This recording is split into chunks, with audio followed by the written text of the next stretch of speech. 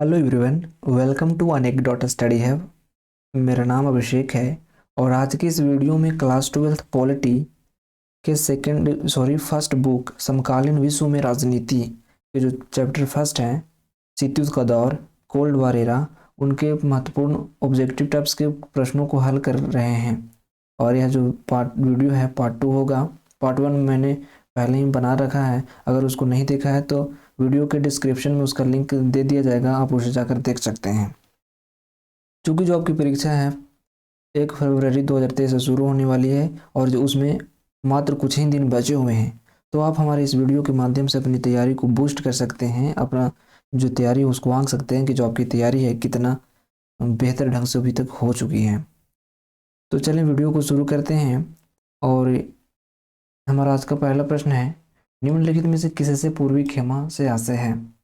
जो पूर्वी खेमा है, पूर्वी खेमा से किसे कहा जाता है, कहने का मतलब ये है। आपके ऑप्शन है ए मध्य पूर्व के देशों को, बी यूएसए और उसके सहायक राष्ट्र को, सी यूएसएसआर और उसके सहायक राष्ट्र को, या फिर डी गुट निरपेक्षता वाले देशों को।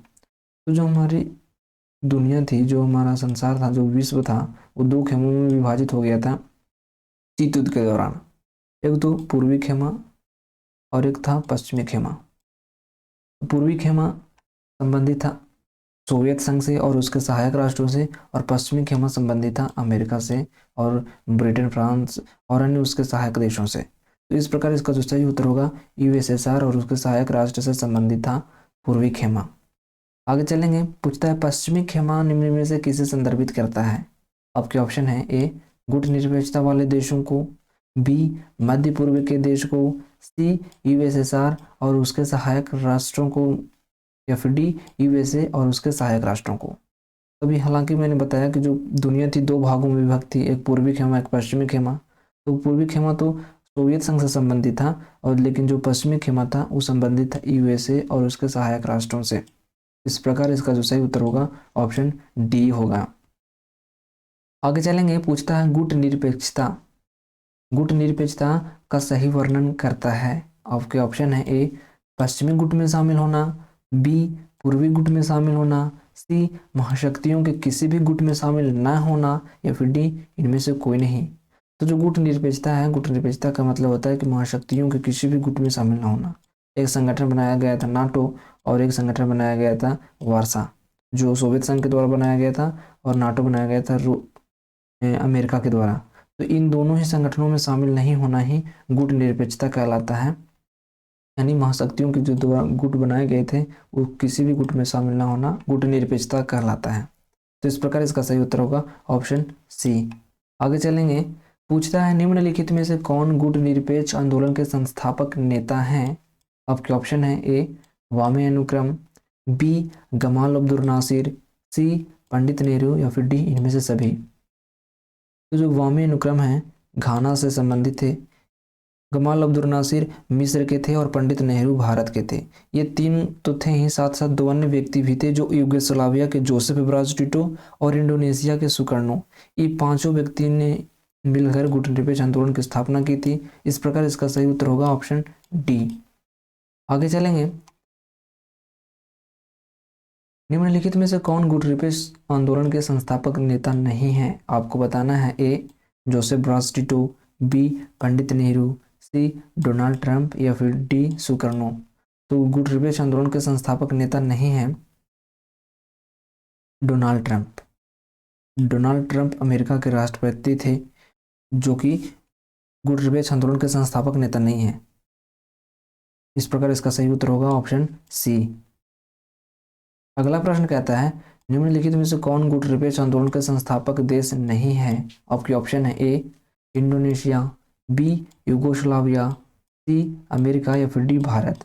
इस प्रश्न का जो सही उत्तर होगा गुट निरपेक्ष आंदोलन के संस्थापक देश नहीं है, वो होगा अमेरिका, क्योंकि इंडोनेशिया से था सुकर्नो, और युगोस्लाविया से जोसेफ ब्राज टिटो, और भारत से पंडित जवाहरलाल नेहरू। जो अमेरिका था, अमेरिका गुट निरपेक्ष आंदोलन के संस्थापक सदस्य है ही नहीं, संस्थापक देश है ही नहीं, वो तो नाटो की स्थापना किया था 1949 में। इस प्रकार इसका जो सही उत्तर होगा ऑप्शन सी अमेरिका। अगला प्रश्न कहता है कि गुट निरपेक्षता शब्द की प्रकृति कैसी है, यानी जो गुटनिरपेक्षता शब्द हम सुनते हैं उसका नेचर बताना है कि नेचर कैसा है उसका। ए तटस्थ रहना अर्थात न्यूट्रल रहना, बी महादेशों के प्रति झुकाव, या फिर सी गरीब देशों के प्रति झुकाव, या फिर डी इनमें से कोई नहीं। तो जो गुटनिरपेक्षता है, गुटनिरपेक्षता का मतलब होता है तटस्थ रहना, न्यूट्रल रहना, यानी ना तो नाटो और ना ही वार्सा पैक्ट, न ही इसके पक्ष में बोलना और न ही नाटो के पक्ष में बोलना, किसी के पक्ष में नहीं बोलना, न्यूट्रल रहना अंतर्राष्ट्रीय समस्याओं के प्रति। तो इस प्रकार जो इसका सही उत्तर होगा ऑप्शन ए होगा, तटस्थ रहना ही गुटनिरपेक्षता कहलाता है। अगला प्रश्न कहता है कि गुटनिरपेक्षता को किस प्रकार की नीति माना जाता है। आपके ऑप्शन है ए सकारात्मक, बी तटस्थ, सी ए और बी दोनों, और डी नकारात्मक। तो जो गुटनिरपेक्षता है, गुटनिरपेक्षता को सकारात्मक और तटस्थ दोनों ही नीति माना जाता है। इस प्रकार इसका जो सही उत्तर होगा ऑप्शन सी होगा, ए और बी दोनों। आगे चलेंगे, कहता है तृतीय विश्व, थर्ड वर्ल्ड, तृतीय विश्व से आशय किन देशों से है। आपके ऑप्शन है ए गुटनिरपेक्ष आंदोलन में शामिल देश, बी सोवियत संघ और उसके सहायक देश, सी अमेरिका और उसके सहायक देश, या फिर डी यूरोपीय संघ में शामिल देश। तो तृतीय विश्व से आशय है गुटनिरपेक्ष आंदोलन में शामिल देश। इसका जो सही उत्तर होगा ऑप्शन ए होगा, गुटनिरपेक्ष आंदोलन में शामिल देश को तीसरी दुनिया कहते हैं या तृतीय विश्व कहा जाता है। आगे चलेंगे, पूछता है कि 1962 के बाद अमेरिका और सोवियत संघ, दो महाशक्तियां थी उस समय के, अमेरिका और सोवियत संघ के व्यवहार में आए परिवर्तनों को क्या कहा जाता है। आपके ऑप्शन है ए दितांत, बी तनाव शैथिल्य, सी ए और बी दोनों, या फिर डी इनमें से कोई नहीं। तो जो 1962 के बाद अमेरिका और सोवियत संघ दो महाशक्तियों के व्यवहार में जो परिवर्तन आए, जो नरमी आई, जो थोड़ा सा ढीलापन आया, उसको दितांत भी कहा जाता है और तनाव शैथिल्य भी कहा जाता है। हालांकि आपके बुक में तनाव शैथिल्य का ही जिक्र है, दितांत नहीं, लेकिन ये भी सही है, दोनों ही सही उत्तर होगा, दितांत या फिर तनाव शैथिल्य। ए और बी इसका सही उत्तर होगा ऑप्शन सी। आगे चलेंगे, अंतिम प्रश्न है, कहता है तनाव शैथिल्य से क्या आशय है। ए यूएसए और यूएसएसआर के संबंधों में तनाव की कमी, बी यूएसएसआर और भारत के संबंधों में तनाव की कमी, सी भारत और यूएसए के संबंधों में तनाव की बढ़ोतरी, या फिर डी इनमें से कोई नहीं। तो अभी हमने देखा कि जो तनाव शैथिल्य है यूएसए और यूएसएसआर यानी अमेरिका और सोवियत संघ के संबंधों में तनाव की कमी थी। तो इसका जो सही उत्तर होगा ऑप्शन ए होगा, यूएसए और यूएसएसआर के संबंध में तनाव की कमी, तनाव शैथिल्य का मतलब होता है। तो ऑप्शन ए सही उत्तर होगा इस प्रश्न का।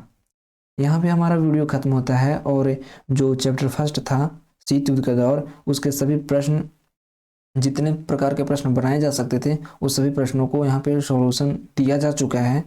और अगला जो चैप्टर होगा, सेकंड चैप्टर होगा, तो उसको भी हम लाने का प्रयास करेंगे। ऑब्जेक्टिव जो वीवीआई ऑब्जेक्टिव्स होंगे उसको लाने का प्रयास किया जाएगा। यहाँ पे हमारा वीडियो खत्म होता है। अगर वीडियो अच्छी लगी हो तो प्लीज़ वीडियो को लाइक करें, कमेंट करें, शेयर करना ना भूलें। और अगर आप हमारे चैनल पर पहली बार आए हैं, हमारा पहला वीडियो देख रहे हैं, तो प्लीज़ चैनल को भी सब्सक्राइब करके बेल आइकन प्रेस कर लें ताकि वीडियो की नोटिफिकेशन टाइम टू टाइम आपके पास जाती रहे। So that's all for today, stay for next episode. Thanks for watching, have a great day.